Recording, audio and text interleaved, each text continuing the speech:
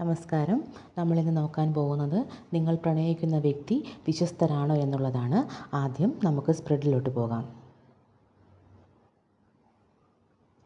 Bottom വന്നത് 9 of cups ആണ്.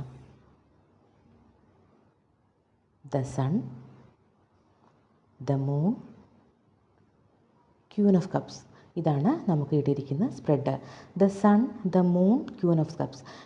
ഈ കാർഡുകൾ ഒന്നിച്ച് വന്നാൽ നിങ്ങളുടെ വ്യക്തിയുടെ വിശ്വാസ്യതയെക്കുറിച്ച് പറയുമ്പോൾ മിശ്ര സൂചനയാണ് കാണുന്നത്.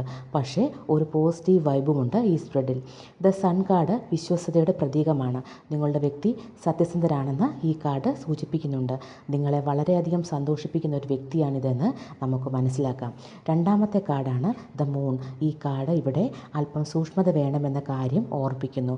രഹസ്യങ്ങൾ, അനിശ്ചിതത്വം അല്ലെങ്കിൽ ഈ വ്യക്തിയെ മനസ്സിലാക്കാൻ ബുദ്ധിമുട്ടുളവാക്കുന്ന രീതിയിലുള്ള വികാരങ്ങൾ ഈ വ്യക്തി പ്രകടിപ്പിക്കുന്നു എന്നൊക്കെയാണ് സൂചിപ്പിക്കുന്നത്. അവരുടെ വികാരങ്ങൾ ചിലപ്പോൾ അവർ മറച്ചു വയ്ക്കുന്നു എന്നും ഈ കാർഡ് സൂചിപ്പിക്കുന്നു. എന്നാൽ ഇതിൽ നിന്നൊക്കെ വ്യത്യസ്തമായ കാർഡാണ് മൂന്നാമതായി ലഭിച്ചത്. അത് ക്യൂൻ ഓഫ് കപ്സ് കാർഡാണ്. ഈ കാർഡ് പ്രണയത്തിലെ ഏറ്റവും പോസിറ്റീവ് കാർഡുകളിൽ ഒന്നാണ്.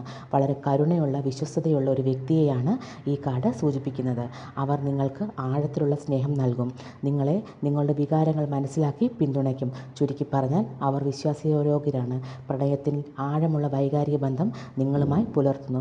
പക്ഷേ മൂൺ കാർഡിൻ്റെ സ്വാധീനം പറയുന്നത് അവർക്ക് ചില രഹസ്യങ്ങൾ ഉണ്ടാകാൻ ചാൻസ് ഉണ്ട് എന്നാണ്. നിങ്ങൾ അവരുമായി തുറന്ന് സംസാരിക്കേണ്ടത് അത്യാവശ്യമാണ്. ഇതാണ് ഇന്ന് ലഭിച്ച ഗൈഡൻസ്. ഇഷ്ടമായാൽ സബ്സ്ക്രൈബ് ചെയ്യണം, സപ്പോർട്ട് ചെയ്യണം. നിങ്ങൾക്ക് നന്ദി. നമസ്കാരം.